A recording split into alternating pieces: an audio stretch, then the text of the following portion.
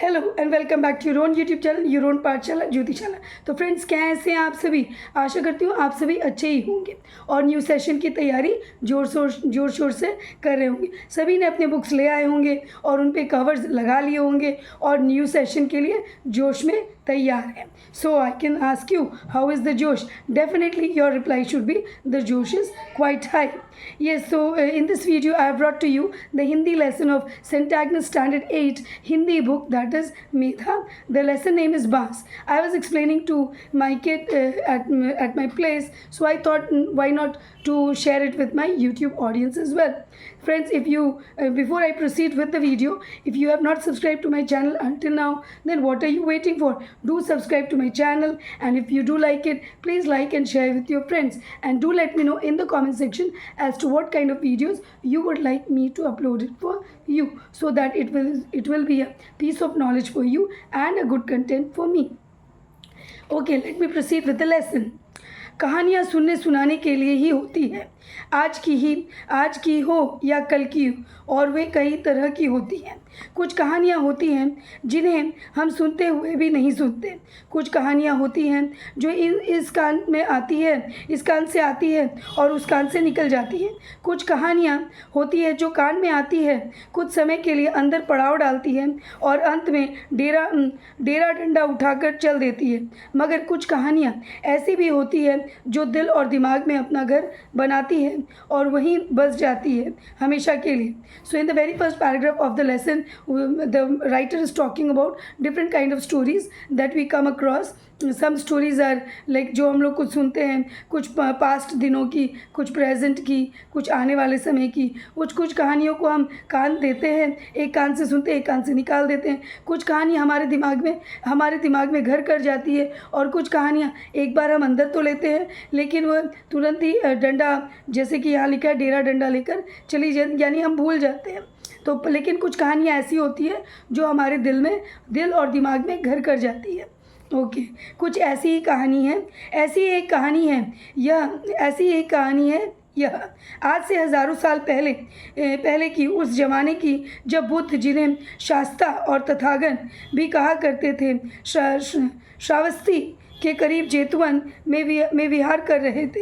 हुआ यह था कि एक आदमी काम धाम से, तो यहाँ पर बुद्ध की बात की गई है कि उस समय की बात है जब बुद्ध जंगल घूमकर विहार, यानी कि जंगल घूमने को विहार कहते हैं, तो वो घूम कर शांति की जगह खोजकर, जंगल जैसी जगह को खोजकर वहाँ पर ध्यान मग्न हो जाते थे। तो वो ये कहानी उस समय की है। तो यहाँ पर एक कहानी को आगे बढ़ाते हुए, हुआ यह था कि एक आदमी काम धाम से कहीं गया था और घर लौट रहा था। शायद उसके बाद घना जंगल और बारिश का मौसम। तो जब वो जा रहा था तो वो बारिश का मौसम था और जंगल से उसे जाना था, घने जंगल से उसे क्रॉस करके जाना था। सावन भादों का महीना था, बिजली भी कड़क रही थी और पानी भी बरस रहा था। सुनसान और भयानक जंगल, शाम ढलने से पहले ही उसे घर पर पहुंचना था। तो बहुत सुनसान और भयानक सा जंगल था, शाम ढलने के पहले उसे घर पहुंचना था।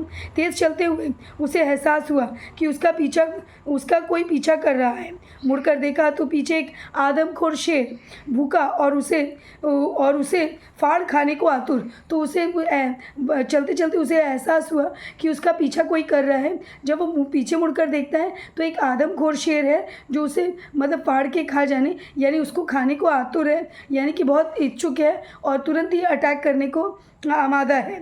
वह दबे पांव बिना आहट के उसकी ओर बढ़ा चला आ रहा था। तो वो जो शेर था उसके ये व्यक्ति के पीछे दबे पांव से आगे बढ़ रहा था। आदमी के तो होश उड़ गए। तो जब इस व्यक्ति ने देखा अपने पीछे शेर आते हुए तो इसके होश उड़ गए। वह जान हथेली पर लेकर भागा। शेर ने भी छलांगे मारी और उसके पीछे लपका। किस्मत का खेल देखिए कि वह दौड़ते भागते ऐसी जगह पहुंचा जहां नदी थी। तो जब वह व्यक्ति भाग रहा था तो सामने उसके एक नदी के सामने जा पहुंचा और नदी भी कलकल करती हुई नहीं दहाड़े मारती और पछाड़े खाती हुई। तो नदी भी जो थी वो बहुत स्मूथली नहीं बह रही थी, कलकल करके नहीं बह रही थी, बल्कि दहाड़े मारकर, यानी बहुत हाई स्पीड में नदी बह रही थी। पछाड़े खाती हुई मतलब बहुत ज़्यादा तेज़ तीव्रता से वो नदी बह रही थी। बल खाती हुई भी नहीं, बल्कि पेड़ पाल उखाड़ती हुई। और वो नदी इतनी तेज़ बह रही थी कि आसपास के जितने पेड़ पौधे और घास वगैरह थे उसको उखाड़ती हुई वो ले जा रही थी। पत्थर चट्टान तक टूट जा रहे थे तो पत्थर चट्टान तोड़ती हुई सारा कुछ लिए जाने को तैयार बढ़ियाई जंगली पहाड़ी नदी। तो सब कुछ अपने आगोश में नदी ले लेना चाहती थी। वो नदी इतनी तेज़ बह रही थी और इस नदी को जंगली पहाड़ी नदी कहा गया है। जो पहाड़ों पर से नदी उतरती है, बहुत तेज़ गति से उतरती है, इसीलिए यहाँ पर जंगली पहाड़ी नदी कहा गया है। बहाव इतना तेज़ कि हाथी भी बह जाए, और उसका स्पीड इतना तेज़ था नदी का कि ऐसे लग रहा, ऐसा मालूम होता था जैसे हाथी भी यदि रहा तो बह जाएगा। अब पीछे हटे तो शेर और आगे बढ़े तो नदी। तो ये व्यक्ति के लिए एक समस्या हो गई थी कि यदि वो पीछे हटता है तो पीछे उसके लिए शेर खड़ा है, और आगे बढ़ता है तो यह उफानती हुई नदी। आगे पीछे मुँह बाएँ मौत। तो आगे जाए या पीछे मुँह बाएँ मौत, मतलब जिधर वो मुँह घुमाएगा उधर ही उसे मौत का सामना करना पड़ेगा। किनारे खड़ा होकर सोचने में वक्त गवाए तो जान से हाथ धोए। उसने आव देखा न ताव, कूद पड़ा नदी में। तो उसने आव देखा न ताव और वो नदी पे कूद पड़ा। तो उसने नदी में ही कूदना बेहतर समझा। जब मरना ही है तो यही सही। तो वो ये अपने आप को मना लिया कि यदि मुझे मरना ही है तो यही सही। जब उसे चेतना आई तो उसने स्वयं को नदी के दूसरे किनारे पर पड़ा पाया। तो उसको जब होश आया तो उसने पाया कि वो नदी के दूसरे किनारे पर खड़ा है, लसपस मगर जीवित। तो वो बिल्कुल बेहोशी की हालत में था, बिल्कुल लसपस मगर जीवित था। उसे कुछ याद नहीं कि कब और कैसे वह बाँस उसके हाथ लगा था जिसने उसकी प्राण रक्षा की थी। तो जब वह नदी में कूदा था तब उसके हाथ एक बाँस लगी थी, लेकिन उसे बिल्कुल भी ज्ञात नहीं है कि वो बाँस उसके कब हाथ लगी, और वो बाँस की मदद से वो नदी के इस पार आ पाया और उसकी प्राणों की रक्षा हो गई। अब भी उसके एक सिरे पर उसकी मुट्ठियाँ उसी तरह कसी हुई थी। तो मुट्ठियाँ बाँस में जो उसने ग्रिप किया था, बाँस के ऊपर जो ग्रिप किया था, वो हाथ अभी भी मुट्ठी बंधी हुई थी। एक छोर की बाँस पर वो मुट्ठी बंधी हुई थी। वह उठ बैठा। यह बाँस नहीं, उसका भगवान है। तो यहाँ पर क्योंकि बाँस की वजह से उसके प्राण बच गए थे, तो इस समय वो बाँस एक बाँस का टुकड़ा ही नहीं, या केवल एक बाँस ही नहीं, बल्कि एक भगवान की तरह था जिसने उसकी रक्षा की थी, प्राणों की रक्षा की थी। उसने सोचा इसी ने उसकी जान बचाई है।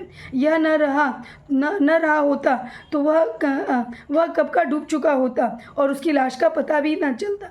तो यदि वो ये बात को मान रहा है कि यदि बाँस ना होता तो उसके प्राण भी नहीं बचते और उसकी लाश पता नहीं कहाँ पर जाकर कहाँ पड़ी होती। बाँस के प्रति कृतज्ञता से उसकी आंखों में आंसू आ गए।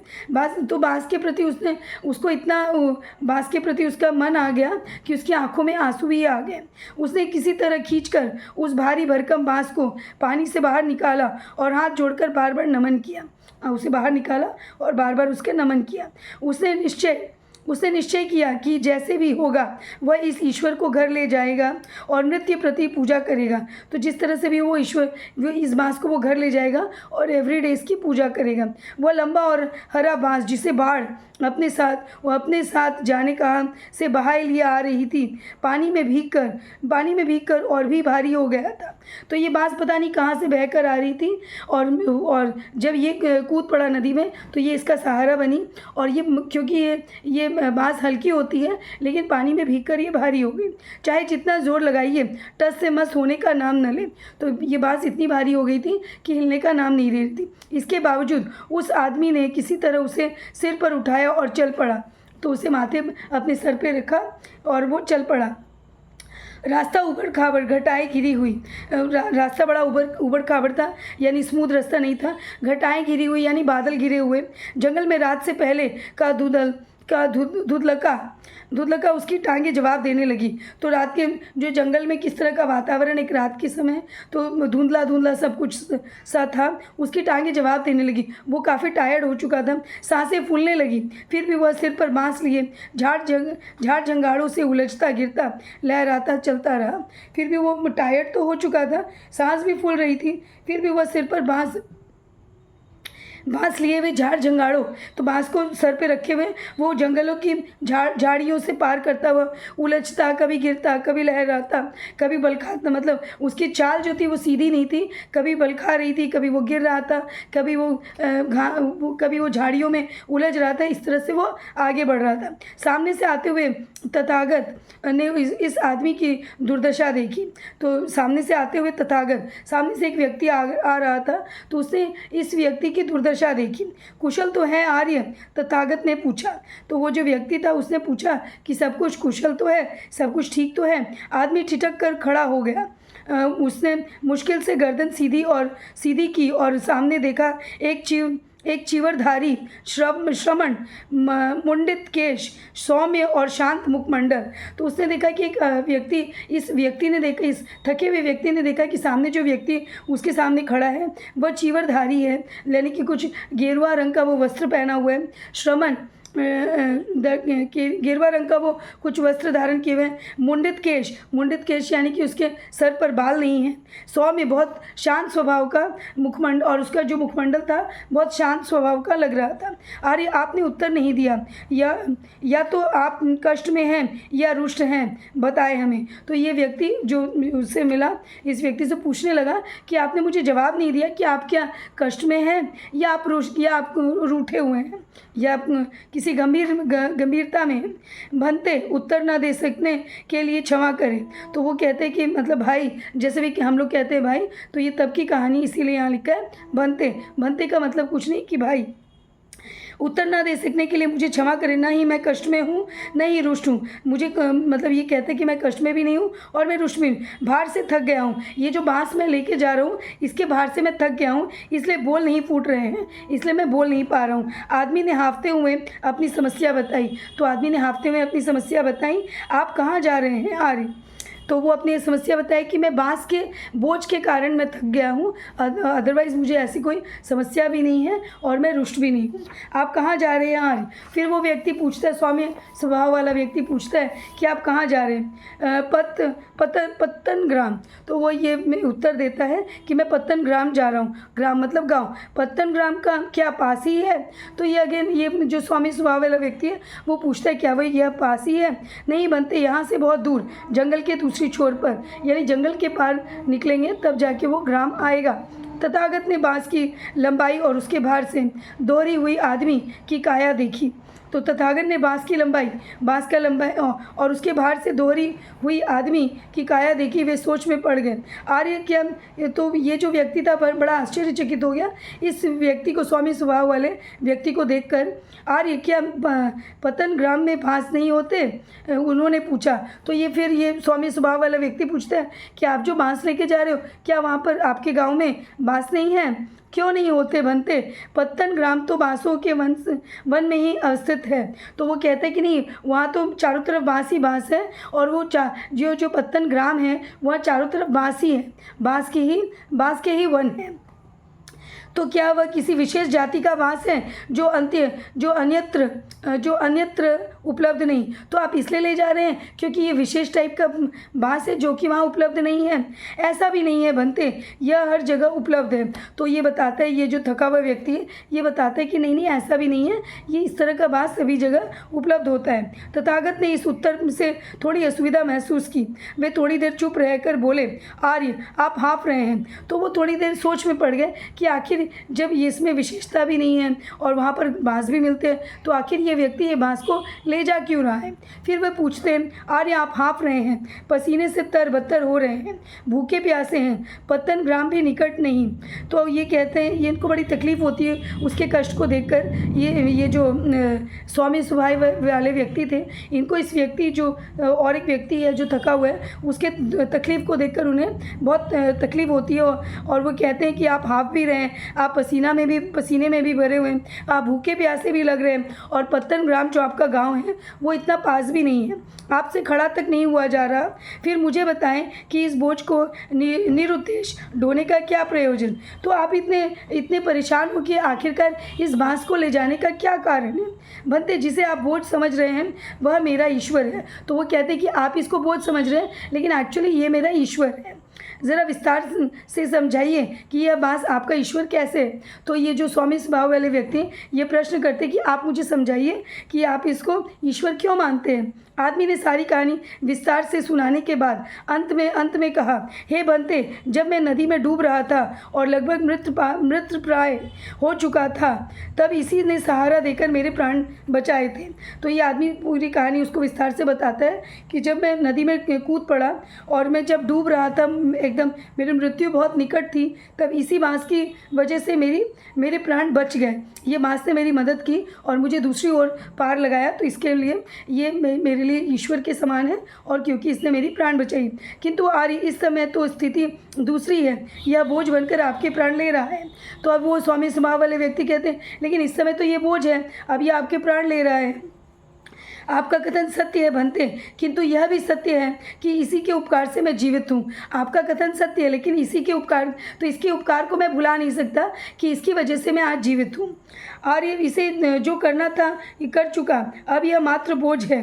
तो वो स्वामी स्वभाव वाले व्यक्ति कहते हैं कि इसने जो करना था वो कर चुका, अब ये बोझ है, इसे ढोए जाने का कोई अर्थ नहीं। आदमी ने असहमति के साथ अपने सिर के आगे झूल रहे बांस के अलग भाग को कृतज्ञ भाव से देखा। तो दैट इज़, वो जब ये कहता है तो वो जो आदमी था वो असहमत, लेकिन उसकी ये जो व्यक्ति था जो बांस ढो रहा था वो असहमत था कि ये बोझ है। और तो उसने फिर कृतज्ञ भाव, बड़ी दया दृष्टि से वो बांस को फिर देखता है। फिर वो स्वामी स्वभाव वाले व्यक्ति को जवाब देते हैं, अरे विवेक से काम ले, इस बांस को अपने सिर से उतार फेंके और आराम से घर जाए। तो अरे इसे जो करना था कर चुका, अब यह मात्र बोझ है, इसे ढोए जाने का कोई अर्थ नहीं। आदमी ने असहमति के साथ अपने सिर के आगे झूल रहे बांस के अगले भाग को कृतज्ञ भाव से देखा। तो वो जो बांस झूल रहा था उसने देखा, और फिर से वो जो व्यक्ति वो कहता है, जो स्वामी स्वभाव वाला व्यक्ति वो कहता है, अरे विवेक से काम ले, इस बांस को अपने सिर से उतार फेंके और आराम से घर जाए। तो बोलते क्यों आप बेकार बोझ ढो रहे हैं, आप इसे उतार कर फेंक दीजिए और आप आराम से घर चले जाइए। तथागत ने वहाँ से प्रस्थान करने से पूर्व कहा। तो वो जो स्वामी स्वभाव वाला व्यक्ति था वो यहाँ से जाने के पहले ये कथन इस तकलीफ हो जिसे कष्ट हो रहा था बोझ ढोने वाले व्यक्ति को कहा, मुझे कृतज्ञ होने के लिए ना कहे बनते। तो कहते कृतज्ञ मतलब मुझे रुष्ट होने के लिए ना कहे, मैं बांस के साथ रुष्ट नहीं हो सकता, ये रुष्ट होने के लिए मैं इसे फेंक दूँ ये मुझे मत कहिए।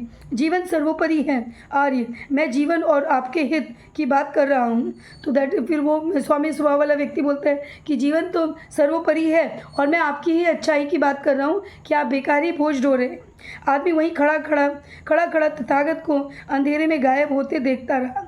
तो वो देखता रहा वो व्यक्ति को गायब होते हुए, वो मतलब धीरे धीरे वो व्यक्ति आगे बढ़ता चला गया और वो धीरे धीरे लुप्त हो गया, अंधेरे में कहीं लुप्त हो गया। कहानी बस यही है, बहुत पहले की पढ़ी या सुनी हुई। मुझे नहीं याद कि आदमी ने अपनी उस ईश्वर के साथ क्या किया, लेकिन मेरे जहन में अक्सर वह उभरता रहा। उसी तरह खड़ा बांस के भार के नीचे कांपता कराहता हिलता डुलता जाना अभी दूर है, लेकिन वह क्या करे इस बांस का। तो ये थी कहानी की समाप्ति। तो मैं आपसे ये पूछना चाहूँगी कि यदि आप इस व्यक्ति के स्थान पर होते तो आप इस बांस के साथ क्या करते? क्या आप बांस को वहीं जंगल में छोड़ देते, या फिर आप बांस को चाहे कितनी भी तकलीफ़ हो आप इस बांस को लेकर गांव तक, पत्तन ग्राम तक जाते? तो ये मुझे आप कमेंट सेक्शन में ज़रूर बताइए। ये कहानी काफ़ी इंटरेस्टिंग थी और इससे हमें सीख भी मिलती है कि समय आने पर जब जिस भी किसी व्यक्ति ने या जिस भी किसी चीज़ ने हमारी सहायता की, हमारी मदद की, हमारी मुश्किल के वक्त उसने हमारा सहायता दिया, तो हमें उसकी सहायता, उसकी मदद को नहीं भूलना चाहिए। और जब जब उसे हमारी मदद की ज़रूरत है तो उसे हमें रास्ते की ठोकर खाने के लिए नहीं छोड़ देना चाहिए। चाहे हमें भी जितना भी कष्ट हो तो हमें उसकी सहायता तब करनी चाहिए, क्योंकि हमें उसकी सहायता जो हमने ली थी वो हमें कभी भूलना नहीं चाहिए।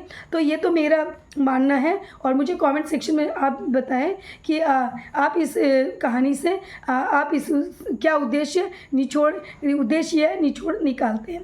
सी you soon in the next video. Till then, क्योंकि पढ़ेगा इंडिया तभी तो बढ़ेगा India. See you soon in the next video. Bye bye.